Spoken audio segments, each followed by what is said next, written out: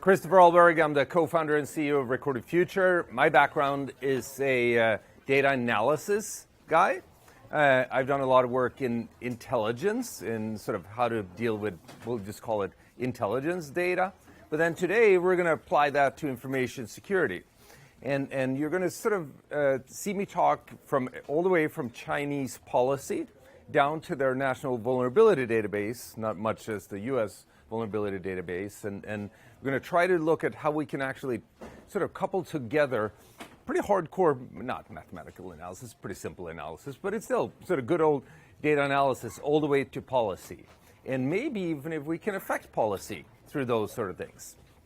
The title is The Infinite Loop of Information Security in China. We'll come back and talk about with that. But maybe most excitingly for us is how we basically were able to bust the MSS's role in information control in China from afar. So that's what we're going to dive into. There'll be sort of 4 or 5 parts to this, depending on how we count. We're going to that looks pretty light there, but hopefully that works. We're going to first talk about APT3, which many of you might have heard of, one of these threat actors, numbered threat actors, and we're going to sort of try to link how APT3 is the MSS. Then we're going to take a step back and talk about the MSS and how they fit into the Chinese cybersecurity law. I'm sure a few of you guys here have dealt with the GDPR coming out of Europe. That it is painful, but it is nothing compared to the Chinese cybersecurity law that is coming along at the same time, and maybe that will start to affect a few of you. Then we'll talk about specifically regarding what they call their national vulnerability database that plays a big role in the, or somewhat big role in this, and how the MSS uses that. Then we'll talk about how we believe that we, or not only at this stage, but how they outsmarted themselves, and then maybe we actually did make them clean up things at the very end. So that's a little finding at the end here that just came out 2 days ago. First time we'll talk about that, we'll be here. So that should be pretty good. We'll take questions at the end. If there's something you really, given the small audience, if there's anything you really want to ask for, that's okay too. So, you can ask pretty much anything you want. So, I don't know, MSS, how many of you were familiar with them before? A few, yeah. So that's the Ministry of State Security in China. The logo looks like what you expect it to look like, doesn't it? You can find it on the internet. So people who are into this sort of stuff tends to say the MSS is like the CIA of China. But that's not really right. It's actually much more call it the MI5, if you use it, because the FBI in the US becomes a tricky comparable, given that it's also largely a crime-oriented organization. So if you do the English MI5, MI6 sort of comparison, MSS is much more domestically focused, and that will make sense as we sort of get into this talk here. They certainly have remit to go outside China if necessary. You can go to the MSS Wikipedia page and find some ungodly numbers that might scare you about how many MSS people there are supposed to be even in the US, or informants or agents or whatever you want to talk about it. Whether those numbers are right or wrong doesn't really matter for this talk. But ultimately, the MSS job is to control the Chinese people, to maintain the power of the Chinese Communist, that's spelled wrong there. Oh, there we go. Communist Party. So, that's good background. Now, as we dive into this, many times when we sort of think about information security talks or information security research, it tends to be in the world, and again, unfortunately here, it sort of looks very light here, basically a picture of lots of indicators. and if we think about lots of information security research, I had a little debate with one of my colleagues here last night, that it tends to be like, here's a malware sample, here's a bunch of IPs, here's a bunch of domains, and no so what. And I think the point that we want to try to do here today is to have more of the so what in it, and not just because of, that's interesting from a research point of view, but maybe equally importantly, from a point of view of thinking about how you can actually put this to work. So I like to think about a chain that, if you think about one of these threat actors, and it doesn't really matter if it's a criminal or a state actor, but it's easier to think about it in the terms of a state actor. So here we have the MSS. They don't do things just for the hell of it. They do things because they're told. Doesn't matter if they work for the, a U.S. intelligence agency, a British one, an Israeli one, a Russian one, a Chinese one. Yeah, they might have some people who are sometimes doing things they're not supposed to do or whatever, but largely they do things, because they're being told to. I was a soldier a long time ago. You do things because you're told. You might have a remit that is more or less free and so on, but ultimately you do it because of public policy. So when Xi Jinping comes up with a new policy, for example, around the Chinese cybersecurity law, that will have an impact on what, for example, MSS does, which will mean that they start tasking actors. Those actors could be inside their own building, or they could be down the street, as we've sort of seen a lot of, over the, people that they have used for rent, or in one way or the other. And again, we've seen that, it doesn't matter what country that is. And then eventually they'll go out a target, and now we'll see, taking advantage of vulnerabilities or particular tool sets that might leave indicators behind. And I think this sort of chain, tying things together, is where it gets pretty exciting, because now we can, if we're somebody who's on the defensive side of things, we could maybe start tying and understanding, like, here's a couple of indicators. Whoa, that's interesting. They actually tie back to this tool set. That could tell me something about who the actor is, and maybe can start understanding, why is this actor interested in me? Have I gotten in the way of some policy, or am I sort of at a target for a reason here? Now, it's not easy to tie it all together, but I think that being able to do the connective sort of tissue behind all of this is what we really should do in the information security community. So this is sort of something we're really trying to take on at Recorded Future, and I hope more people are going to try to do. Now, is it going to be like you always say, found IP address back to one single statement coming out of a Chinese president? No. Of course not. That's not that easy. There's no easy button in this stuff. So I'm not saying there is, just for full clarity. But that chain, very important to this. So today, the sort of the threat actor here that we'll talk about is this APT3. Lots of stuff around that one out there. You can sort of just type in APT3 and in Google, and you'll land either on apartment number 3 or the threat actor. You may need to put the word cyber somewhere in there or something, but you'll find all kinds of interesting stuff. And there'd been a lot of good research done on APT3, but nobody had ever really tied them together where they fit into the picture of Chinese government before. And again, here is the Recorded Future actor card on that. You can't see that, but you can imagine it behind the slide here. So the first thing we're going to try to do is to see if we can actually lay out who these guys are. So we've been working on that. This was about a year ago when we first published a set of research around this, and it ended up happening that we did this at very much exactly at the same time as this odd English blog called Intrusion Truth. It's worth looking up. intrusiontruth.com, org, whatever. And we believe it's British. You'll see from some wordings and this and that. So it was probably some government outfit in the UK who wanted to sort of push out something at the same time as we were doing this. We sort of, so this APT3, they use various sort of tool sets. One is a piece of malware called PeerP. We found in PeerP, and again, unfortunately here, depending on the I don't know if there's anything that we can adjust here, but probably not. In PeerP, we find a set of domain registrations, and where we find domains used that has been registered by a couple of officials from a company called Guangzhou Boy Information Tech, which goes under the name BoySec. So this little company, BoySec, ends up being very interesting here. BoySec has a joint lab together with what's called Guangdong ITSec, which is an organization in Guangdong. In Guangdong Sec in itself has a straight-up connection to something called CNITSec, I'll just say the short version, which is long established to be part of the MSS. So what's sort of interesting here is we find this sort of straight connection here, somewhat quickly laid out, from this APT3 malware called PeerP to this actor APT3, but that we make it more clear to be BOISEC, which is then vis-a-vis, this joint lab that they run is SINITSEC, which is part of, Guangdong IT-SEC to SINITSEC, which then established be part of the MSS. So now we can sort of find a straight-up connection here where MSS is running a threat actor, and we find what the malware is. Now, you're switching. Oh, there we go. Now, that in itself is not such a big deal because, if you had a threat actor in the US, a threat actor in Sweden, I'm Swedish by background, or, whatever country, running a company or using a contractor to run, cyber operations, it's like, of course they do. That's sort of makes sense, doesn't it?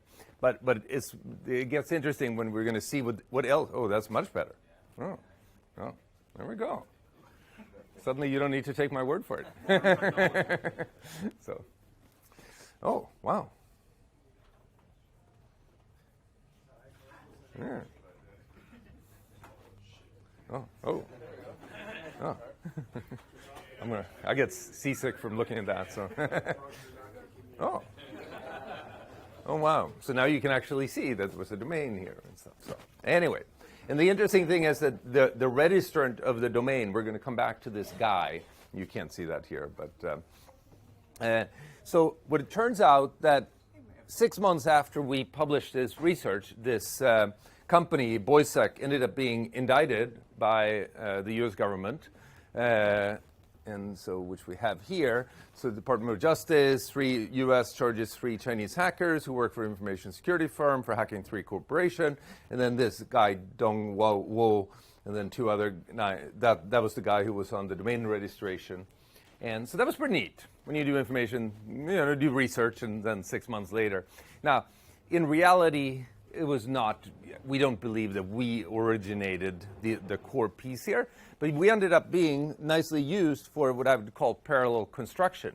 So when the US then 3 months later put out this big thing on Chinese trade policies and sort of basically about intellectual property theft, this piece here, our group here, INSIC Group, Record Future Research concludes, blah, blah, blah.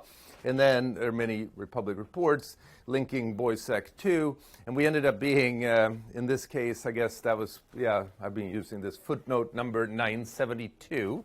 So when your work becomes footnote 972, you're like, all right, that's interesting. But it's not bad, because it means that, again, now you could have sort of whether it's right or wrong to indict hackers on the other side of the planet, that's a separate sort of piece, or whether it's smart or not or meaningful. But that aside, it's pretty cool when your research ends up being sort of part of something like that. But again, maybe the point I'm asking you to sort of keep with you up until this point is like, so we've established here that we have a Chinese intelligence agency, mostly domestically focused, that through multiple layers ends up with this company, BOISEC, that has been doing active campaigns around the world. But at the same time, it's very fair for you to say, is like, of course they do. And the same thing happens in Iran or Sweden or Holland or the U.S. for that sake, the military-industrial complex in the U.S. It doesn't really matter. It happens everywhere. But it will be interesting, though, because where it does become interesting is because MSS here have other tasking that is vastly different from this. And that's the part that gets interesting. So with that, I'm going to switch into sort of a little bit more of the legal aspects of this, if you want. So I don't know. How many here have had to deal with GDPR in any way? Yeah, a few people. Yeah, no, it's painful here. We're coming up on GDPR Day. What is it? May. Yeah, we've got 6 days to go. Did you mean to say a celebration of the freedom of Europeans? Something like that, like same painful. But the interesting thing is, and this is painful by all means for anybody who've had to touch, and you just go like, what? But it's when you start comparing this to the Chinese information security law, it gets really interesting. So the MSS, which again is this sort of primarily domestically oriented organization, they have what you would basically say broad authority over technology and systems in China to be able to control information flow in the country. And this sort of the piece that we're going to maybe focus in mostly today is from this MSS here, running this organization that I mentioned, Sinitsec. They also run what I would call the CNMVD, so the Chinese National Vulnerability Database. So that's the equivalent of the US National Vulnerability Database. Now, the US one, as you know, is run by NIST. Now, it's not uncomplicated, because in the US we have a vulnerabilities equities process, and we'll come back maybe and talk about that too.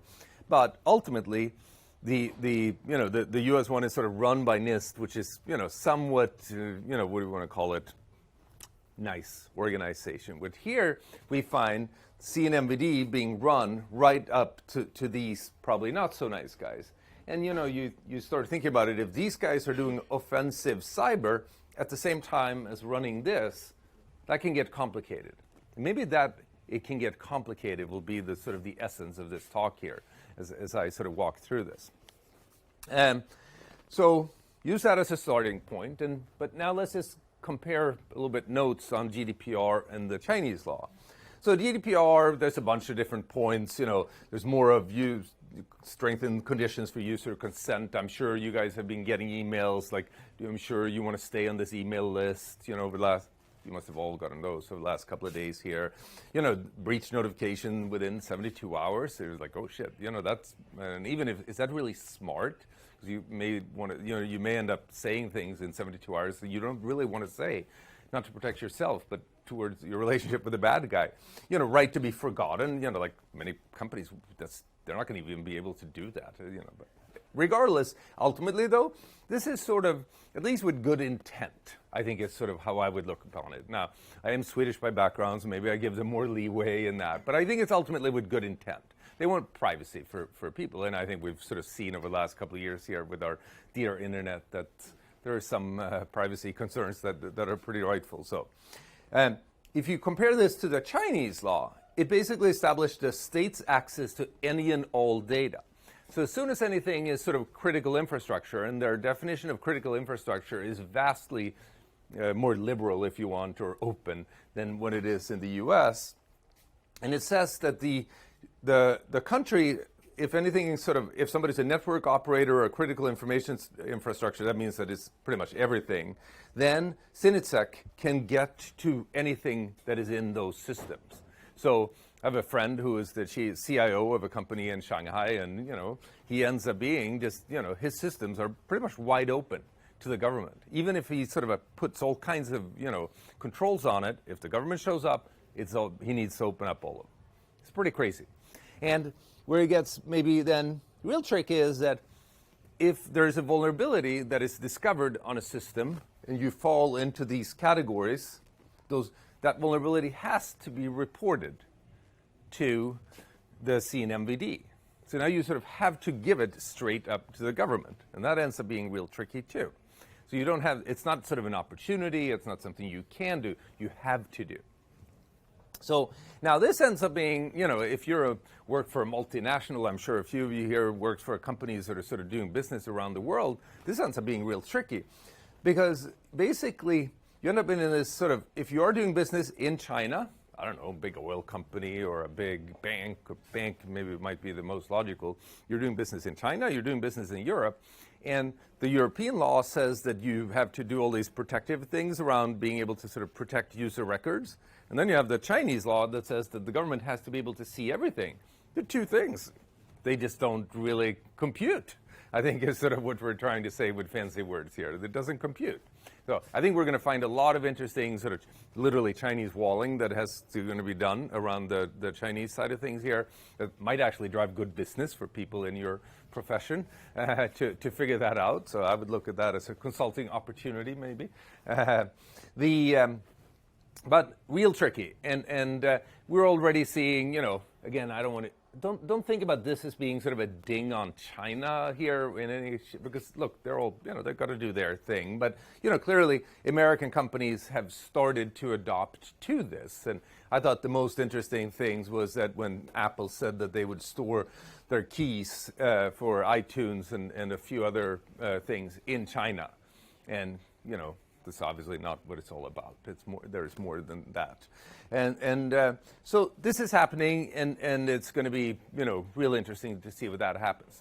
Now, okay, So take all of this, what I've talked about so far. We've basically said that the MSS exists. The MSS runs offensive cyber operations. Maybe not a big surprise, but they do. And then it is in the context of a law that requires everybody to sort of report, or everybody who is a network operator or a critical infrastructure to report their data into the CNMVD, or their vulnerabilities into CNMVD.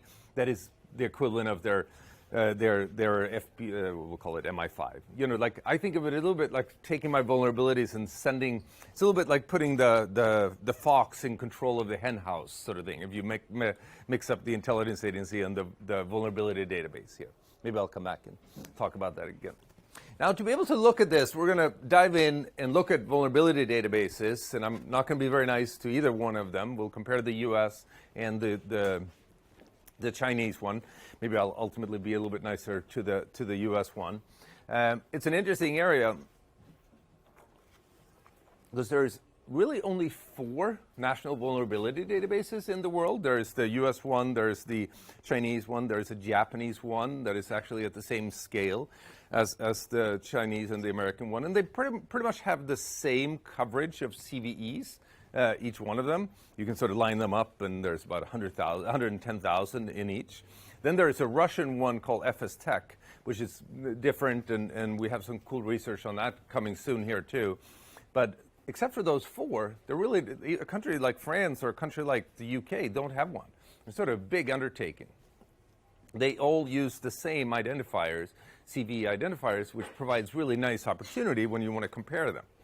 That's sort of a cool thing about it. So one of the things that we started doing, we've sort of been very interested in trying to track vulnerabilities at large at Recorded Future for a long time. And the thing that we like about it is that we can take a CVE and we can try to find what does the open source know about it, you know, like what is an information security researcher publishing about it. He might put out something on Twitter. It might be somebody in the dark web, you know, like in some exploit.in or Maza or whatever sort of forum where somebody's saying, look, I'm trying to exploit this vulnerability, or I'm selling an exploit kit that takes advantage of it. So we've been trying to organize that type of data for a long time.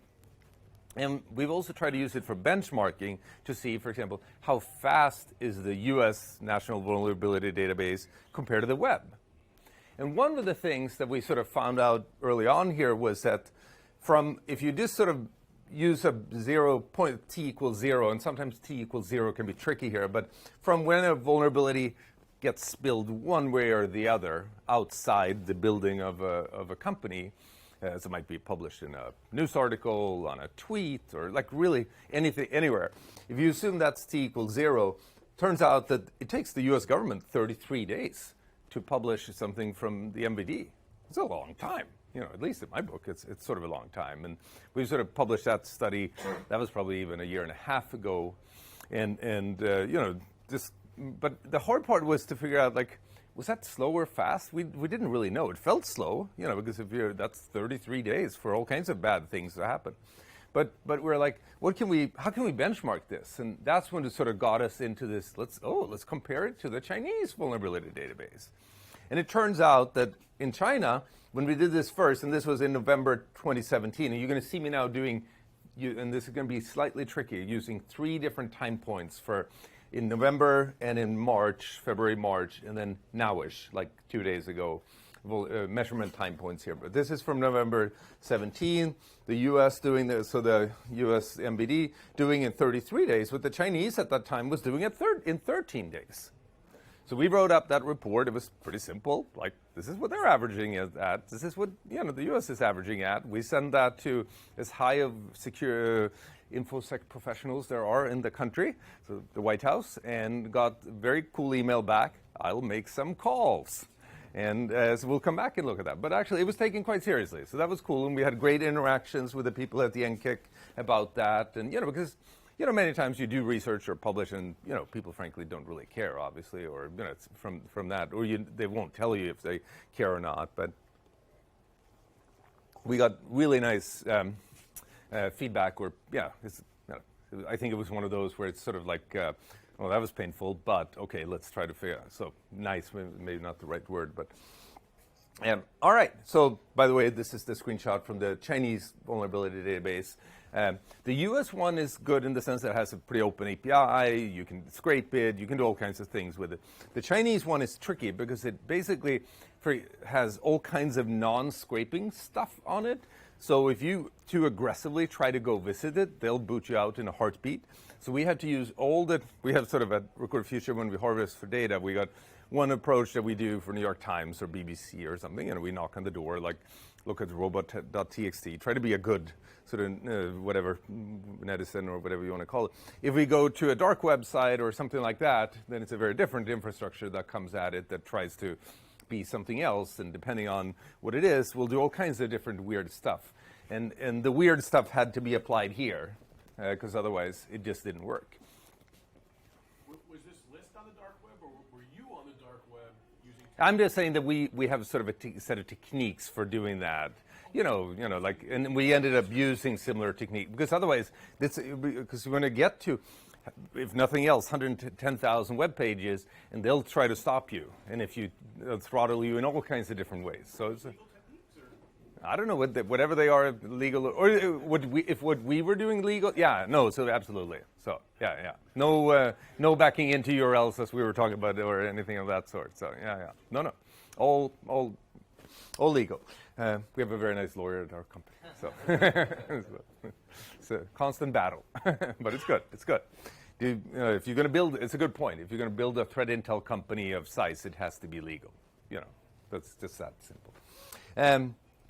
So the other part is that it's all Chinese. So we use a lot of our Chinese natural language processing techniques to get to the actual words and all of this sort of stuff. So then, just a little bit further on this, as I said, 13 days versus 33 days. At that point in time, it was actually pretty interesting. There was about 17 or 1,800 CVEs that was in the CNMVD, but it just wasn't in the US MVD because they had this big backlog that they haven't processed. And we could do this sort of, it's nerdy, but sort of cool. So again, T equals 0, and you look at, what percentage of vulnerabilities that have been included in the database out from that T equals 0. You can see how the Chinese just have a higher processing speed and the MVD being behind. Were those missing CVEs from a particular time frame, like explainable by like older stuff that CNVD had already ingested, or is it? It was ongoing, but ongoing. We'll come back and talk about that actually. So. How do you use the mapping to compare one CV from one database to another? How do you They use the same identifiers. Oh, they use the same. Yes. Sometimes in life you're lucky. So and the Russian used the same, and the Japanese used the ones same identifiers. There's trickiness to it, but same identifier. And it turns out, so you look at something like Dirty Cow, published, on the web. 2 days later, the Chinese had a report on it. 20 days later, the MVD did. Or even something like Apache Struts, T equals 0, published. Chinese got a report out the same day. Took the US MVD 3 days. Do the different databases analyze each other, the Chinese and the US one? Say if they. Like if the Chinese has one, the US doesn't, will the US look in that database and say, okay? I think part of the problem is that the US one, and I don't know this for a fact, but I think we've established that the Chinese are looking at the web at large for collecting data. The US one looks at only the company's submissions and their own research. So that's sort of that is actually the underlying reason why, and they may be changing that. So, all right, I'm just going to watch time a little bit here. So now, this is where it then gets really interesting. So, and it's sort of one of these beautiful times in data analysis where here you have the Chinese being very fast, and then the U.S. sort of being slowish, but then sometimes the Chinese was very slow. Does that make sense? That they sometimes just basically sat on these vulnerabilities. And so they would, with vulnerabilities with known exploits, the MVD was faster than the CNMVD 85% of the time, completely flipped. And so basically, if it's a higher threat vulnerability, you could also look at CVSS scores, for example, and say things with a high CVSS score, which ultimately had a high CVSS score, they'd also just take much longer.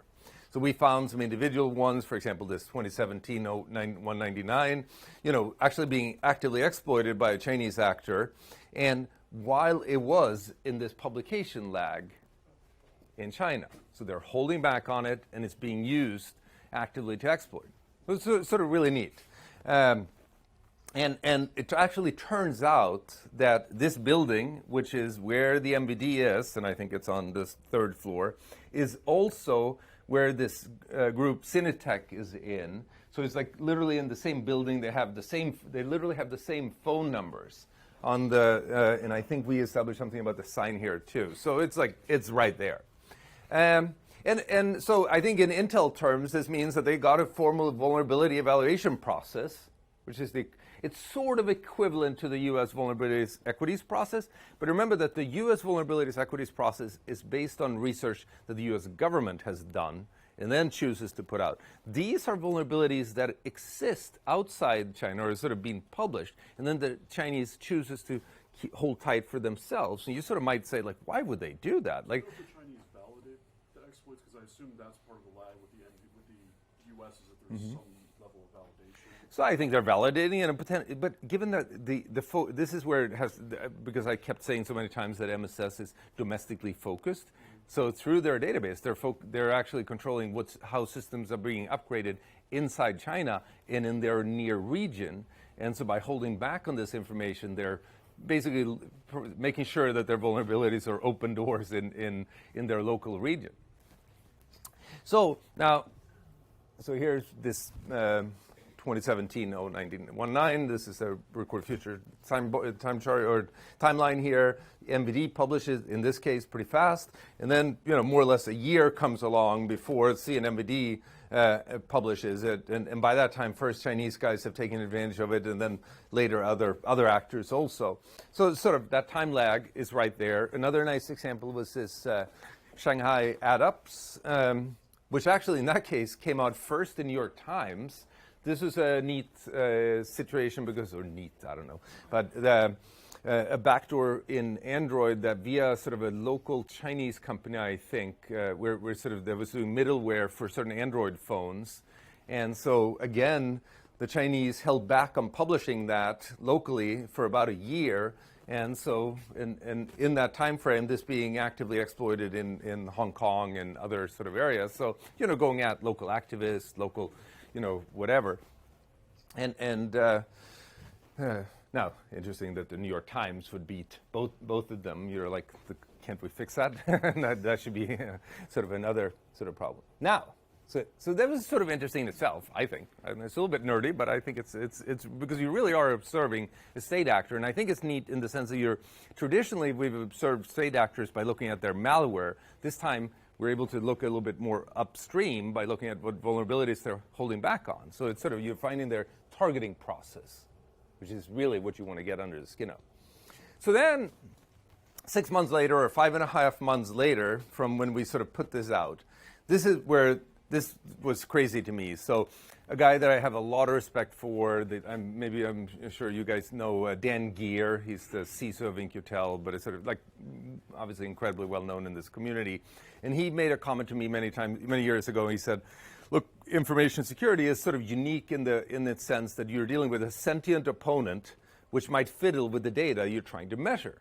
I'm like, that sounds cool, theoretical, and so on, but actually this is going to turn into one of these cases. So we published this report in 2017, and it turns out that pretty much right afterwards, they go back and backdate or post-dates 99.6% of the data that we had called out. And so this is where, because, and you think about, like, does your government listen to you or not? And you never really know. And I said that we were excited because we had the U.S. government sort of engaging with us here. But we had no idea whether, we looked if the URL was being blocked in Baidu, and we thought it was for a second, but it wasn't. But no, so eventually we found that. So I'll sort of take you through that here. So the first thing we did, so we published this in March of 2018. This was at SAS. And one of the first things was that the U.S. MVD actually was now doing in 27 days what had earlier been 33, so that was nice. We sent that to the government guys, and they were like, oh, way to go. So that was exciting. The Chinese was pretty much the same, 13 to 12 days. And the MVD was sort of munching into the backlog and working through basically both through doing faster, but also seemingly going back through some of the history and catching up. But maybe this is the sort of the real juice here, that we found that, and literally the first version of this slide before we really got it was that we were saying that they didn't listen. But then we sort of started diving into the data, and as our chief data scientist said, starting reading records. He's always like, do not trust, sort of, it's funny, a statistician who says, don't trust averages, don't trust sort of like the simple answer. Start reading database records. And we started reading database records, and we're like, what the heck happened here? Something is weird. Why are all these states changed? The data sets don't line up anymore. And so we had originally, and this is going to get slightly complicated, they had originally published or held back, or we had detected 267 or 268 vulnerabilities that they'd held back on. Then by the time this research came out, that had grown to 343, but it's that same sort of idea of an outlier. And then we noticed that they had actually, for exactly those 267, plus these new ones, and only those, out of 110,000, they had backdated those to make it look like they were always ahead of the US government. And you know, it's sort of just crazy. And the part that sort of blew us away was that we had really only published the identifiers of 2 or 3, those, the Shanghai AdApps one and this Microsoft one. But the other ones, we had just sort of shown how you could understand which were basically a methodology, but we hadn't given them a list. So that was just crazy. They must have put serious number of people on making sure that they landed on exactly that list. So non-trivial sort of task to do. And so they fiddled right out, straight up with that. And I'm going to show you, we actually have the data set for this for download. I'll show the URL, and where, you know, if you want to sort of compare what we've done here, or it's all there. The raw data will be there. So they used our methodology to identify and backdate those exact vulnerabilities. And you could argue why. They might be that they feel like somebody was going to start yelling at them domestically, that they are messing up their mission. We think that it's actually more importantly that it was this height evidence of a vulnerability assessment process, and you know, make sure that this ability to detect the vulnerabilities would not be there. Here is sort of a good example of what it looks like. So here's this 2017-0199, you know, to 2017-06-07. And then post the change, they changed it. 2 months, boom. And so and the crazy part was that we had then, we hadn't really kept screenshots for all of these. We'd sort of kept the raw HTML, but not the screenshots.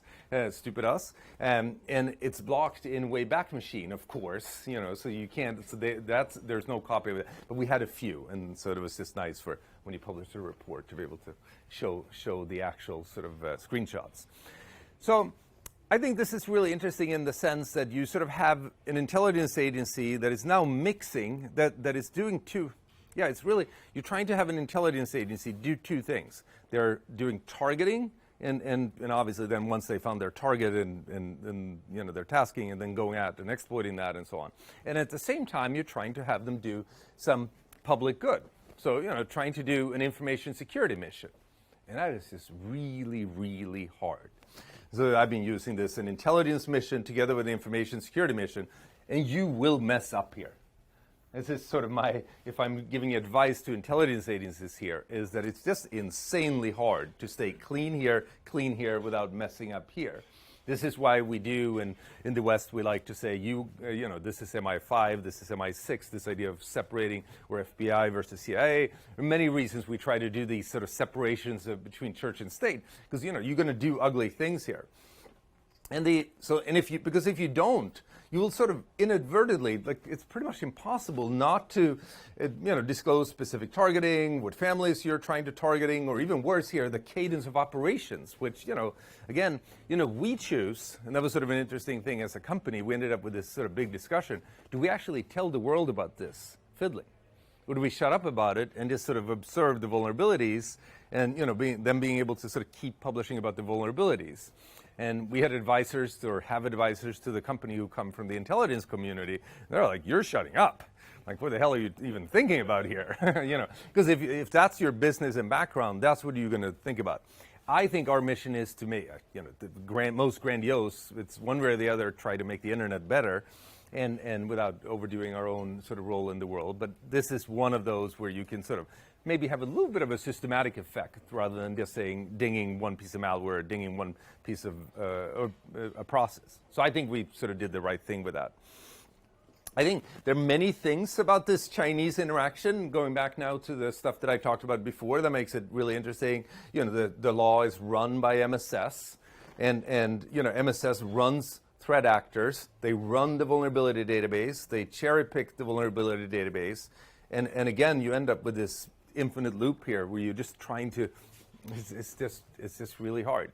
And I think, I'd love to be the fly on the wall in the room with the dear Chinese here, like how they discussed about this stuff and where that ended up being discussed. I'll have a better link for where the download is at the end of it. So without doing this guy, I won't beleaguer on this, but this is sort of the problem, if you want, about China is they're trying to create this open state in many ways. Like China has endorsed capitalism clearly already back in Deng Xiaoping's talk in '91 or whatever it was, but they've clearly done all of that. But then at the same time are trying to keep such tight control, being it sort of, you think about the Great Firewall, 50 Cent Army, all kinds of different things that I think they're actually fantastic research opportunities where you look at this sort of information control and then look at the stuff that disappears, or the stuff that was never there, that could have been there to begin with. There's all kinds of interesting things, and I'll come back and talk about that. But lots of opportunities. So then earlier this week we said, or maybe late last week, we said, let's just do a refresh on this and see where we are with our dear Chinese here. And, so after we published this report in 2018, so just here in May, we did our latest refresh of the database. At least we can still get to it, so that's a good sign of our collection abilities, because you imagine that they would put up all kinds of stops to it. They actually have stopped creating these outliers. So at least in the way that They've stopped manipulating backfill? Yeah. Oh, they certainly did that, but they're also, the lags are gone. Like they're not sitting on them anymore. At least, and I think I have a bar chart on that here. So in basically here in March, there were 343 outliers, and there's still 343 outliars. It's exactly the same vulnerabilities that are sitting there. Now, do we know that they have, because of that, stopped doing this? No. They at least stopped doing this. Now, and has that made the CNMVD a better database? I think so, but do we know that whether somewhere deep in there, they still could be fiddling with that? Of course they could. Of course. Changes in the amount that was being published to CNVD, like a velocity of the thing? The overall velocity is the same, but we're going to do more cuts at this data here and download the whole thing in various sort of ways and cutting it. And so I just wanted to make sure that when I came here today to be able to have sort of fresh data, I thought that'd be fun for you guys. And so that's what this is. We also then could see that again, to your point here, the U.S. has actually gone up slightly from 27 to 28 days, but I think that's statistically insignificant. The Chinese is sort of still at their 13 days. The U.S. is eating through their backlogs. So the velocity of these systems is still there. But the hard part here is that obviously seeing here that should be 1, 2, 3. Sorry about that. The analysis confirms no new outliers, but that's all we sort of really know. So who knows what they really did? So a couple of lessons and conclusions, and then I'll sort of wrap up from this. So from an intelligence agency point of view, and I'll really from there, intel agencies need to know that, the web, they're all on the web in one way or the other. Even the Russian, the Chinese, and so on. It's very hard not to be on the web these days, and even for an intel agency. And, that drives new observables. And I think that's sort of what this is. This is new observables that is interesting. Running overlapping intel and InfoSec programs is really difficult. The one to observe, for those who are interested in this, is in the UK. It's called NCSC, the National Cyber Security Center, I guess, which is a part of GCHQ. They're not sort of shy about it. It's part of the logo. It's all of that, and it's remarkably open on the web. You can literally follow the blog of even some of the internal people about their mistakes and this and that. One of them like blogging about how he got fished and so on. I bet you can sort of start observing this one in some interesting ways. I don't know. We'll see. And I think the lesson here for policymakers directing these guys, they got to think real carefully about how you sort of don't screw this up. And obviously, don't get caught here for the Intel agency. Now, for those of you who are not working over there, but who are on this side, I think the cool part with this, and it sort of struck me after we had worked on this, it goes back to this book. I don't know if anybody read this. It was called Top Secret America, book by, her name is Dana Priest, a woman at Washington Post. Really cool author. She's done a bunch of interesting books and studied the Intel. 5 minutes? 10 minutes. 10 minutes. She wrote a bunch of different books about the Intel community, and the one, Top Secret America, is interesting.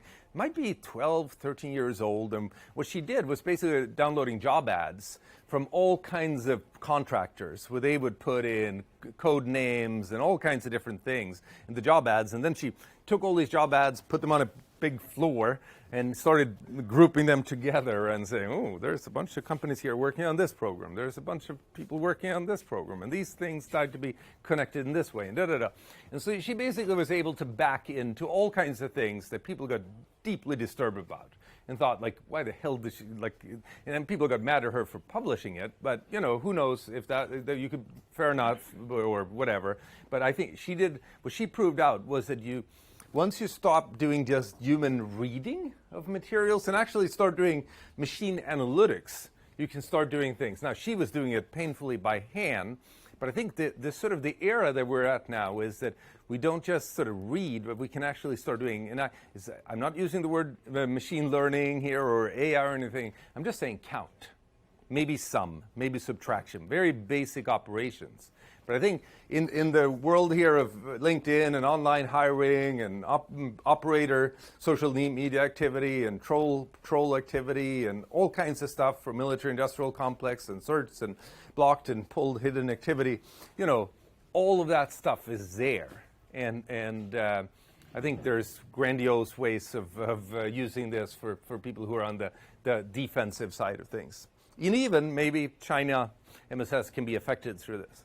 So I wanted to just say, look, the data is here. And if you go to the blog, you'll find it. If you look for blog, Record a Future blog and CNMVD, you're going to see this URL, so you can download it. In our system, we have USMVD and CNMVD and the Japanese one, the FSI, like all this stuff there, 800,000 other sources and this and that. So lots of data to be played with. Go to our website. You can check it out. We have our Cyber Daily you can get to for free. And that's it. So questions or comments? Have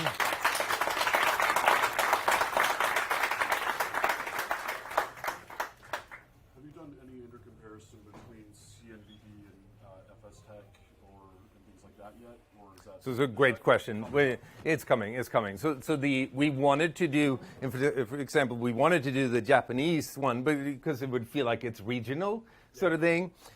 I must say that we don't expect the Japanese to be fiddling with it. It just doesn't feel. But who knows? You know, like you never know. The Japanese are super open about their certs. So Yeah. Yeah. Even more than the NCS. Yeah. No, so it's good. It's good. So that one is in the works, and this one is in the works. Now here we found devious stuff, but I will only say that it's devious stuff that we found, but it's different. It's quite different from. And I won't say anything more than that, and that will be coming over the next month or two here. So we're going to do more work on it, and you know, whenever you dive into something like this, I do think that it's interesting because these things have multiple purposes, they have multiple taskings. They're run by different entities. So we want to make sure that we just don't put out the sort of the statistical fast or slow, but try to understand the context, and that's why it takes some work. So. Do you have data around whether they actually store exploits in these as well as like a back end, so you have a mapping of Yeah. exploit? We have done we. So interesting that you'd ask, because we've done work before, just sort of mapping up here the vulnerabilities that Russian threat actors are using, and then we've tried to map that to this. So that's part of what you'll see in that piece, for example. That's probably nice work to be done on that, on the Chinese one as well. So.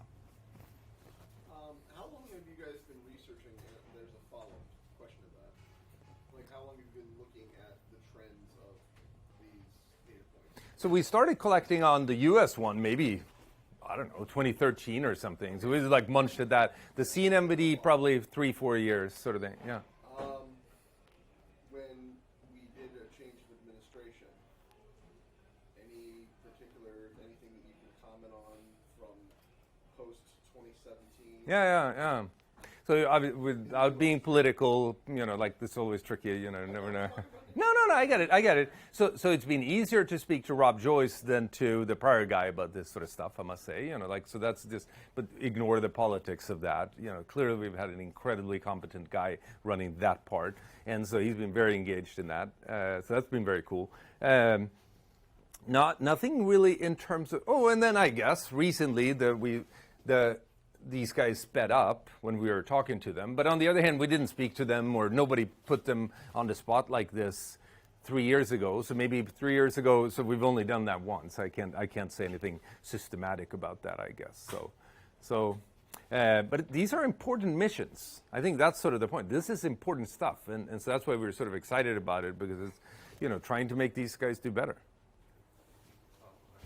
Forgive my amateur question. I don't know. This is new to me, but can anyone go to those databases online and look at those? Yeah, no, absolutely. This one is totally open. They have both an API, they got RSS feeds, they got all kinds of stuff. Completely open. You can download the whole data set. Twitter bots that will retweet new ads to the USN one. Yeah, no, it's well run. It's good. It's not perfect, but it's good. This one has a nice website, but again, if you try to be aggressively too on it, it's all in Chinese. So we have Chinese linguists, we have all the sort of stuff and do all the sort of the collection around that. This one is 100% in Japanese, no English, and then likewise this one is in Russian as well, but they're supposed to be information security resources, to help their countries, at least. The one at the bottom we're a little bit dubious about, but we'll see. I don't want to say too much, but they're all open. You can just go there.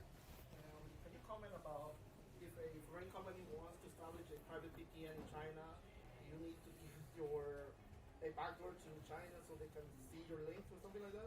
So it depends on so you said it for a company or a person. Foreign company wants to have an office in China that needs to establish. I think if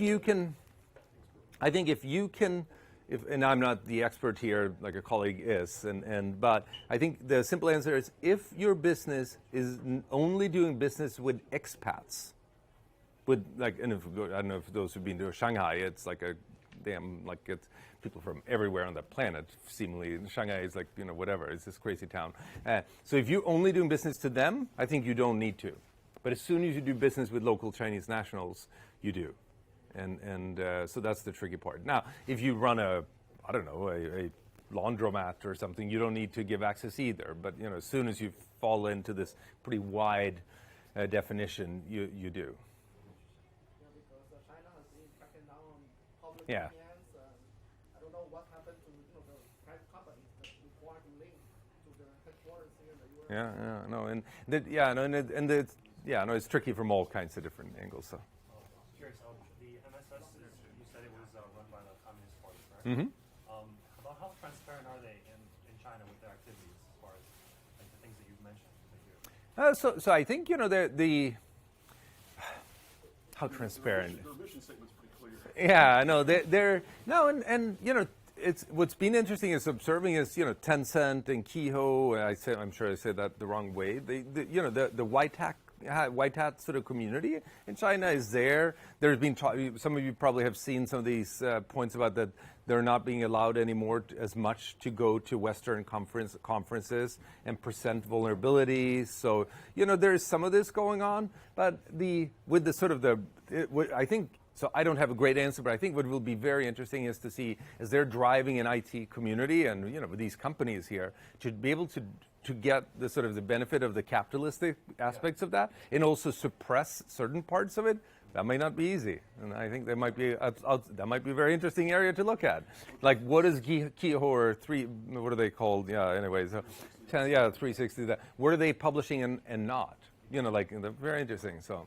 So aside from changing the date or backdating, have you seen any changes to like a CVSS score or other data about the actual vulnerability? That we didn't observe that, but that might be worth digging a double for. But I don't think we did. We didn't see anything of that. So.